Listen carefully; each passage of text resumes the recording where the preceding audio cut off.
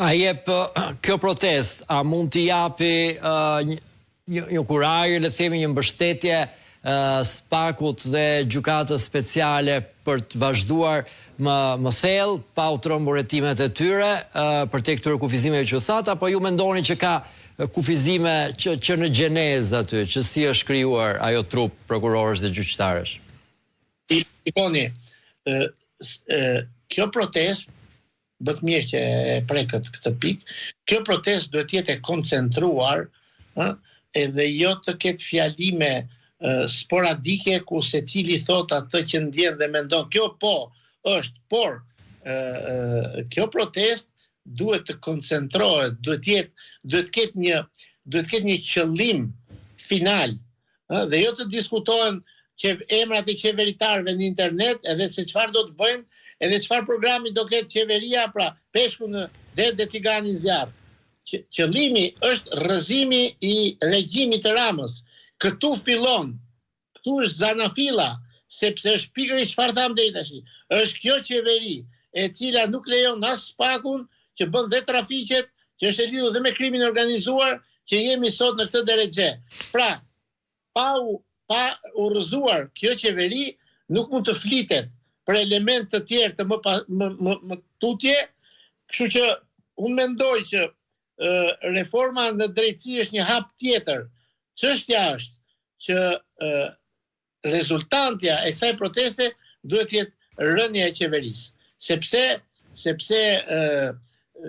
qenia e protestës e fragmentuar i shërben pikërisht planit të zotit Rama, i cili edhe sot tha që protesta do na forcojë. Është diabolike. Po këtu secili thot atë. Tani u mendoj që pavarësisht nga çfarë thon gjitha e protest ka fituar një jetë të vetën, edhe nuk pyet shumë as se çfarë themin ne të tjerët për mendimin tim. Diskutoj fjala është e lirë, Parruca, fjala është e lirë. Ka protestë por unë kam bërë një pyetje në Facebook. Po mirë, po nëse Rama nuk e jep dorëheqjen, çfarë do ndodhi? Si do të vijë protest? Pra nëse kjo paqe, kjo kulturë protestuese e kësaj proteste, nuk do të realizojë dot, të arrijë qëllimi final, sepse me Edi Ramën kryeministër dhe me sheshin plot mund të vazhdojmë edhe një vit. Atëherë si do të vijojë kjo protestë? Pra, a ka një plan? Të se di asnjëri tani, sa kuptoj. Është problemi. A ka një plan që në rast se dështon versioni i parë të kalohet në versionin e dytë, sepse duhet të dim dhe një gjë tjetër, Parruca. Kjo protest do të përfundojë në një produkt konkurrues elektoral apo jo? Sepse unë i qëndroj ides të shprehur edhe nga juristë edhe nga analistë që fundi gjithçkaje nuk duhet të jetë kaosi dhe destabilizimi. Po, por ka një gjithçkaje duhet të jetë zgjedhjet e lira që të mbyllet në Shqipëri kapitulli i diskutimit të shtetit dhe të pushtetit të marrë nëpërmjet votës. Patjetër, po ka një artikulim brenda asaj proteste ku thuhet që nuk është vetëm kaq që ikën Rama dhe shkojmë në zgjedhje, po duhet të ndryshojnë disa gjëra thelbësore të këtij sistemi që ne kemi deri sot, ku flitet edhe për një ndryshim kushtetute, ndryshim të rregullave se si bëhen zgjedhjet në këtë vend, se ne kemi qenë në zgjedhje dhe kemi parë që kemi 4 herë që shkojmë në zgjedhje dhe dalim rezultate gjithnjë më të mira për qeverinë. Kështu që këtu ka dhe që kërkojnë një ndryshime më të mëdha se sa kaq.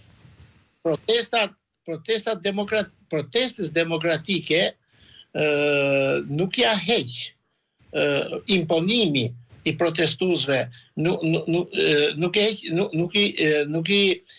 protestuesi nuk i çarmatos nga forca e protestës. Pra, kjo parakushti është atë largimi i Ramës dhe krijimi qeverie teknike me garantor ndërkombëtar. Dhe jo garantor ndërkombëtar nga këta europianët, si kemi këtu ne që vinë dalin e mbështesin qeverinë, po një garantor amerikan. Dakor, një garantor amerikan i cili të jetë midis palëve dhe të garantoj që qeveria teknike do të jetë vërtet teknike dhe që do të shkohet në zgjedhje të lira dhe të ndershme. Kjo është zgjidhja. Pastaj, kjo qeveri teknike mund të përgatisë shtratin. Shikoni, për shembull, ndryshimi i kushtetutës dhe ndryshimi i kushtetues i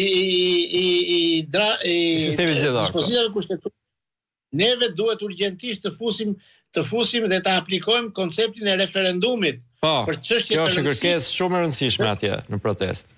Është shumë e rëndësishme sepse referendumi është jo vetëm demokratik, e kupton, por referendumi është një profilaksi e madhe për konfliktet nesër, për protestat e nesër të padobishme, nëse një kërkesë, një protestë e paraardhëse e nështrohet një referendumi i cili pranohet ose rrëzohet dhe mbyllet si kapitull.